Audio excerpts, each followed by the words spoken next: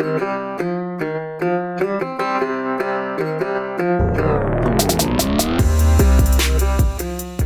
up, everybody? It's Dan, Binder Boneyard, coming at you from the office.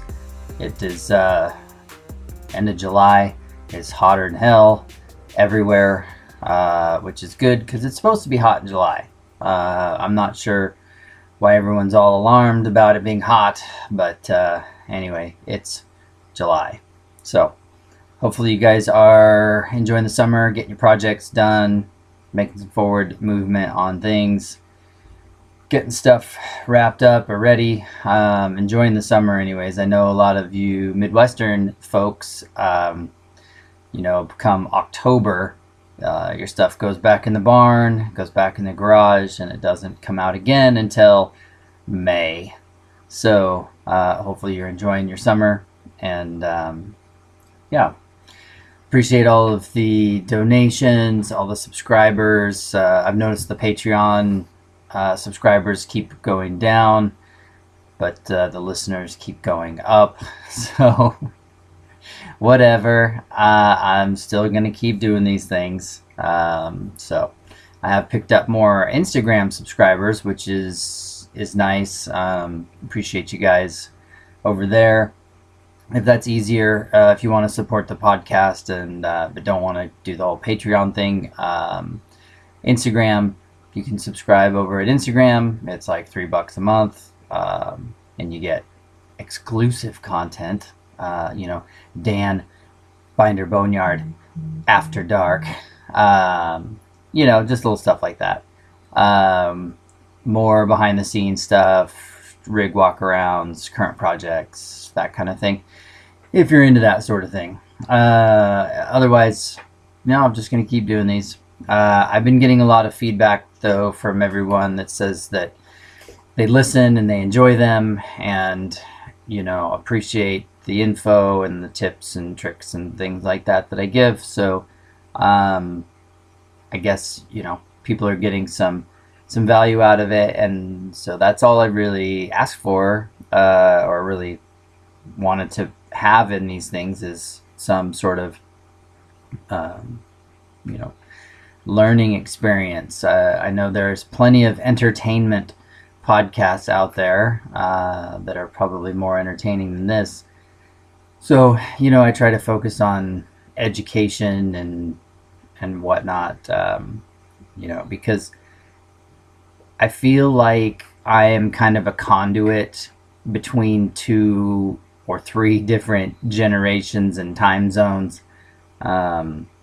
because I'm 44, and I grew up in the middle of nowhere, so I had a lot of exposure to old timers and old stuff that some people didn't have exposure to, and so that kind of set me up I learned a lot of stuff, I saw a lot of stuff, I heard a lot of neat stories from guys that were old back then, and I've been able to carry that through to now.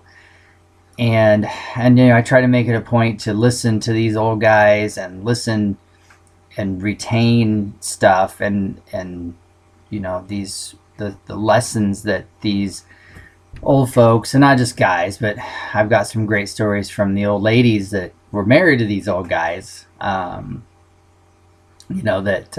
also are very good life lesson type stuff. Because one thing I've found is that nothing is new.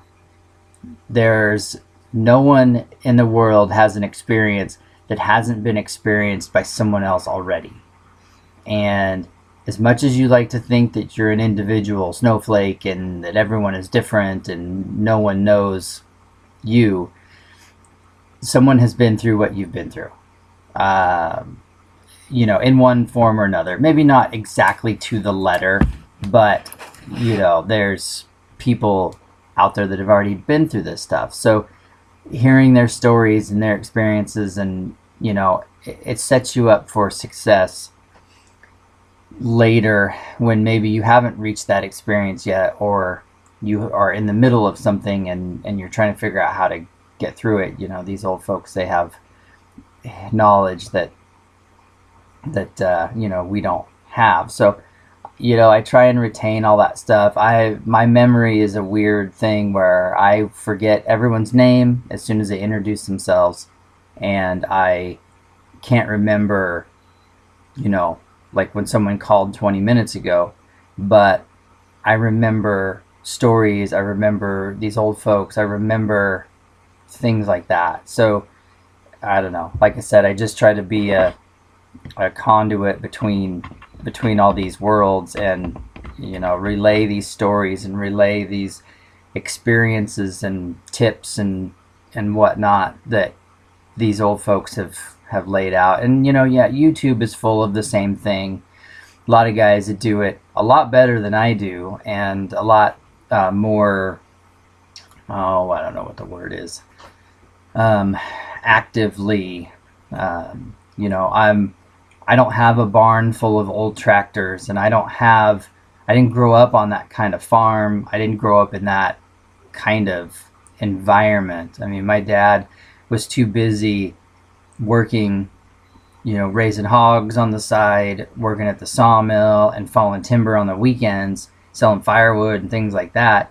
My mom was always working. So I didn't get the chance to just like go hang out with old folks all the time when I was a kid. I mean, the interactions I had were when we were going to sell hogs or pick up a load of feed or something like that, and you would talk to the old farmer with 3 fingers and find out, like the dangers of spinning PTO shafts, and like not sticking your fingers in the lug hole or wheel sockets, and things like that. Like just stuff that's funny, or hanging out with my grandpa. My grandpa lived in Nevada most of my life, and so I only got to see him on summers and spring vacation sometimes. And so some of the stories and lessons that I learned from him were sporadic, but I didn't have that. Well, and the other thing is that my family's not from America. My dad moved here from England in 1959, and then same with like my mom's family is all from the Midwest. My grandpa was born in Pendleton, but most of the family's like in Kansas, and they all died, and so I didn't have this big family history to draw from, and these sorts of things. Like our family reunions had like 6 people at them, and we haven't had a family reunion in 30 years. All my relatives are dead now. I got a few aunts and uncles left and whatever, but it just didn't have that kind of big Midwestern family that a lot of these guys on YouTube and whatnot that have to draw from. So I enjoy watching what they have because it's another level above what I can offer.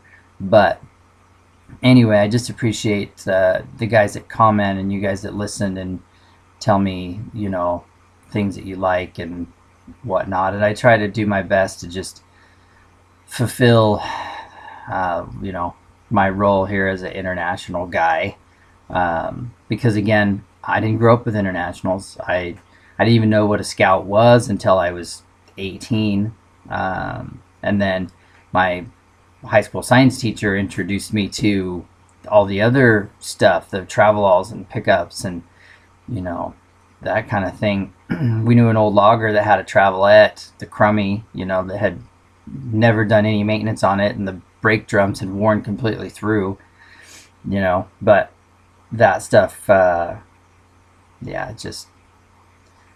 was it. I wasn't exposed to all this international stuff. So it wasn't until the mid 2000s that I discovered the freezers and the refrigerators, and and then when I bought a pickup in 2010 when I was making my recovery from homelessness that had an international flashlight secured under the steering column, and it turns out the old guy that I got this truck from, his brother owned the international dealership in Walla Walla, Washington.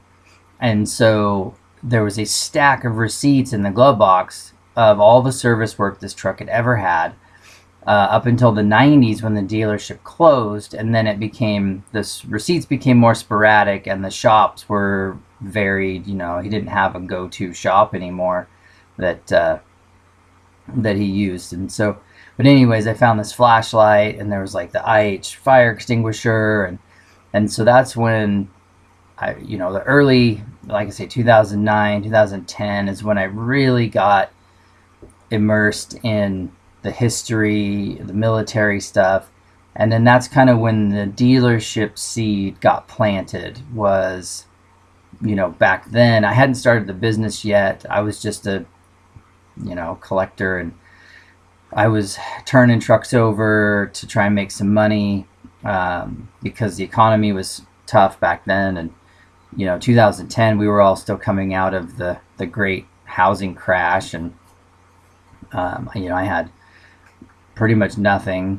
And I was working at a hardware store because I'd lost my job I used to be a welder, fabricator, and this giant shop in Portland. And as the layoffs came and they dwindled down, I was like in the last 10 welders that got let go. And so yeah, it was tough. So anyways, I ended up over here in Central Oregon, and working at a hardware store, and kind of making my way back into society. So that's when the idea of having a dealership museum kind of popped up. And then I started the business in 2014, and it just exploded from there. And I'd be a lot bigger, I think, if I'd had been able to kind of curate the workforce a little bit better.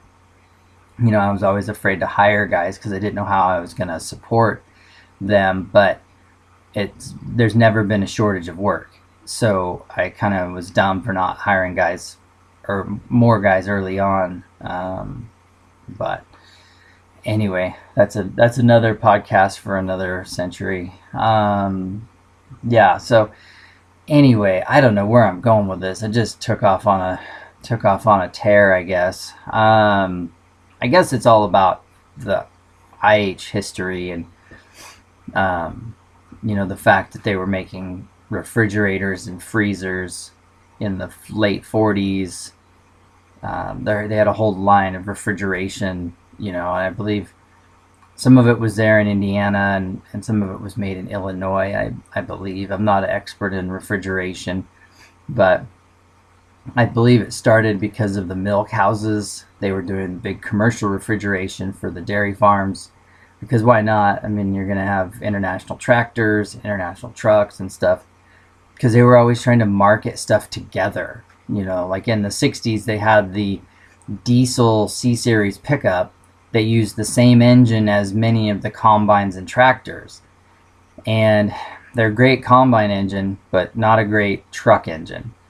But they tried. They offered this truck so that a farmer could have the same engine in all of his equipment. So that meant the same filters, the same oil, same maintenance program. And, it was just a kind of a marketing thing. And that's why they did that with the refrigeration, I believe, would be, to try and combine all these products. And then, yeah, the other stuff, the accessories and whatnot. There's always a market for that kind of thing in the sales world, because it happens here. I mean, we make stuff, and people ask like, "Oh, do you make this other thing, or can you do this?" Or, there's always opportunity to sell and make stuff. And I think International saw that through just accessories and expansion. Because it, like 100 years, 200 years ago, they started with the implements, and then morphed into power units and tractors, and then the early 1900s, let's make a truck. And then now people want a lighter truck, so let's in the 20s let's start making half tons. And oh, we need some sort of wagon panel, enclosed hauler. So there you start seeing, the panel trucks in the late 20s, early 30s. And, they just kind of were always trying to fill a niche market. And, so just all kinds of stuff. And then, of course, the war came along, and it was, putting the trucks to work, developing things that were great for the war, but ended up being great for peacetime as well. That those defense contracts were good money, and I think they tried to carry that through into the 50s with the Korean War and the M1 Garand rifle. They didn't make a ton of them. I'm not sure why.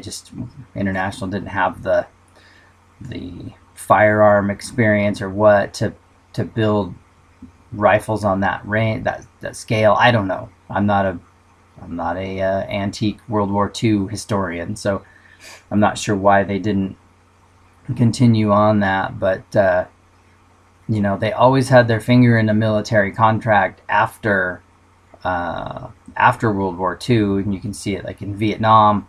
There's a lot of pictures of scouts and lodestars, all the CBs and stuff doing the construction and building. You see lots of international cats, crawlers, and tractors and things, and then you get into the 80s and you start seeing more of that military industrial complex where they're selling big trucks, and now you've got like the AMRAPs and that kind of thing. The Navistar Defense is a huge, I bet Navistar Defense makes more money than the rest of the truck division, or did before it got sold to Volkswagen.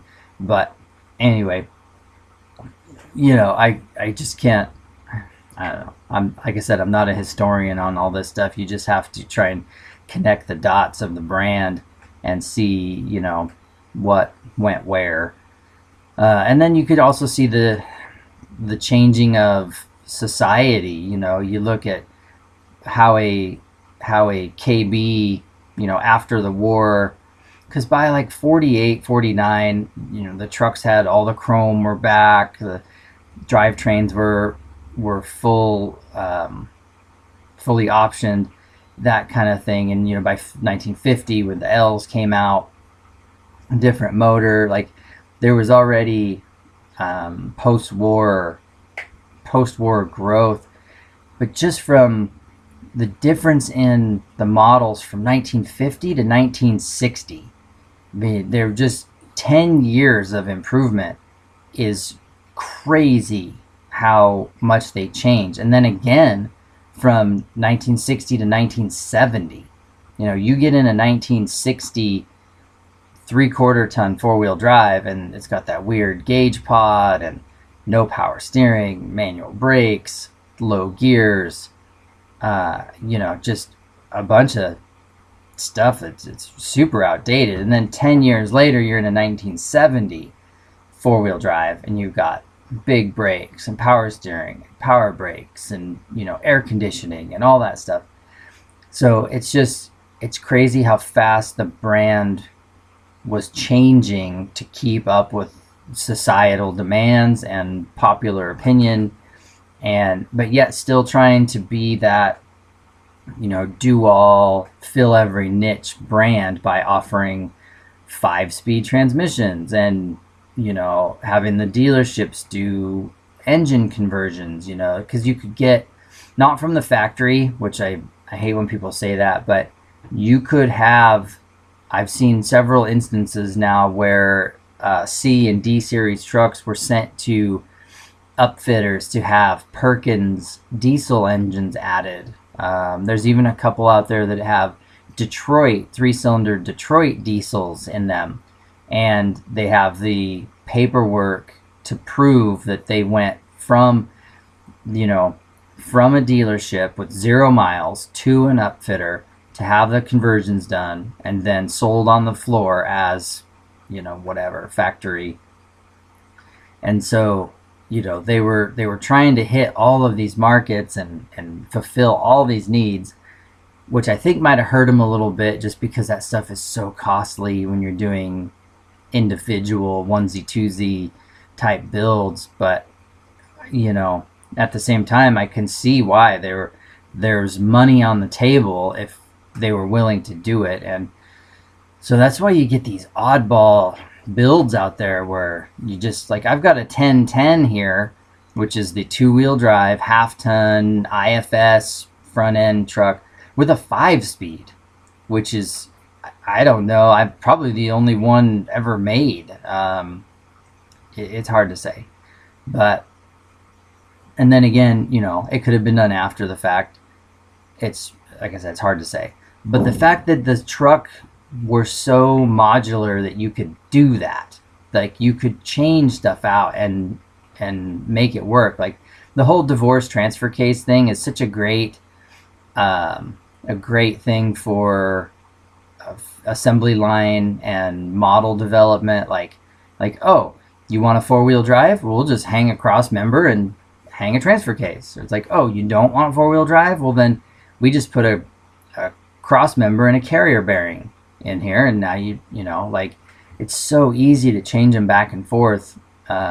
Even the Scouts, the Scout front axle on a 2-wheel drive still uses Scout 4-wheel drive knuckles and brakes and wheel hubs and all that. So if you found a 4-wheel drive center section, all you would need to do is put in axle shafts and locking hubs, and you can put all that 2-wheel drive stuff on it, and now 4-wheel drive. And then you have to change the transmission on a Scout. You'd have to change the trans to the 4-wheel drive transmission.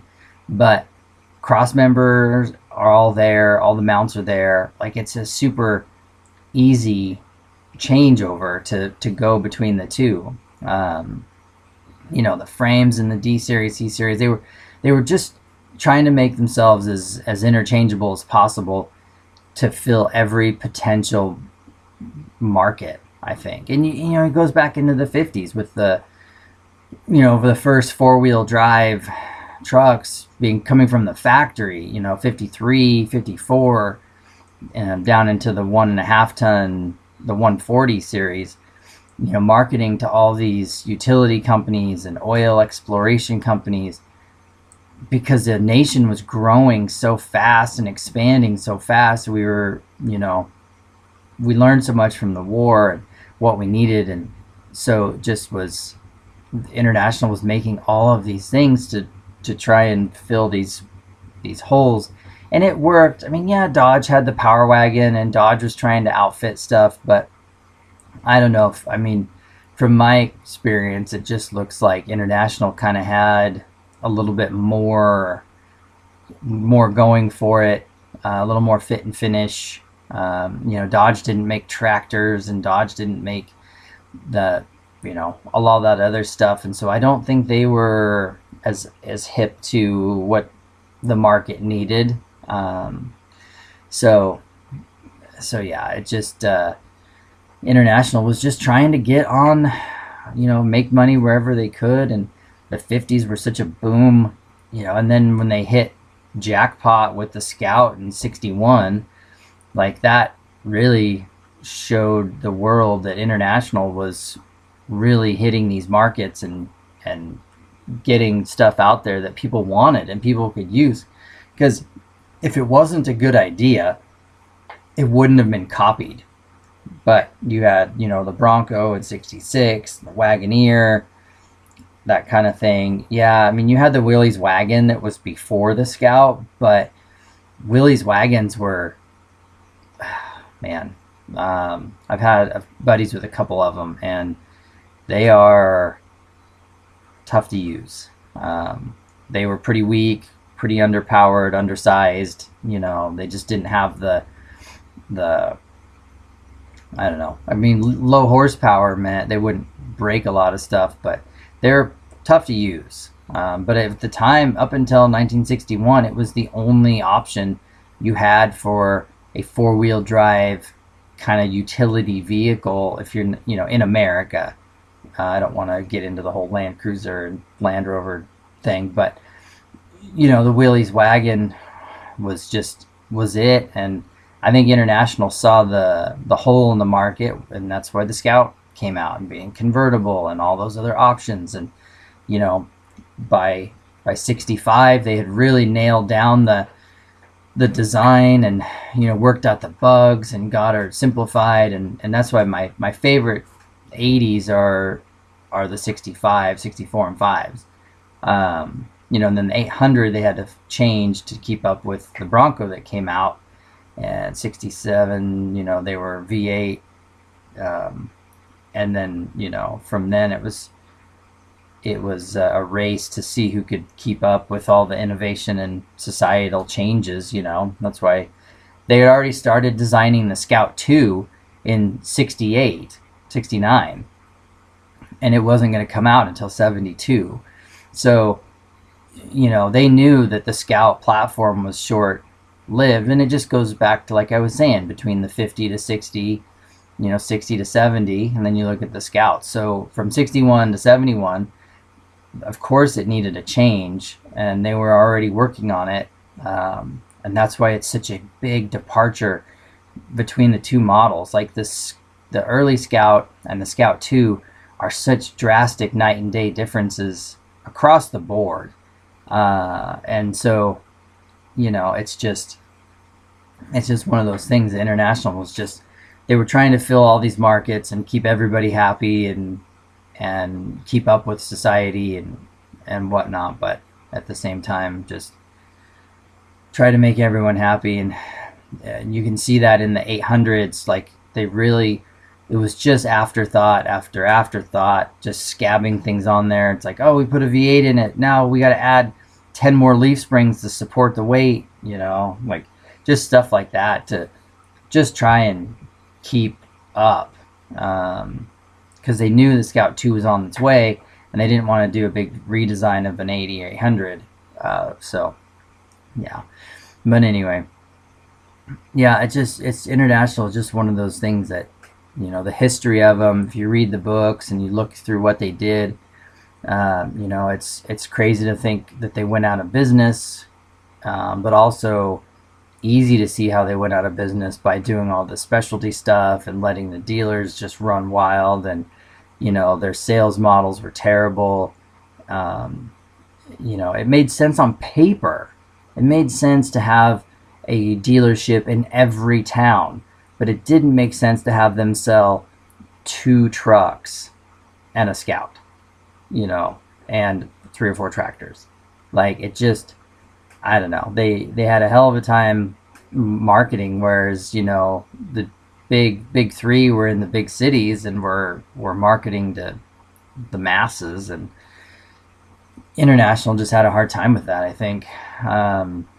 But I don't know, the museum that I want to build someday and the replica dealership, I think is going to be a good homage to the brand. It'll be the 50s prototype dealership with the spire and the big IH and the stainless letters and all that.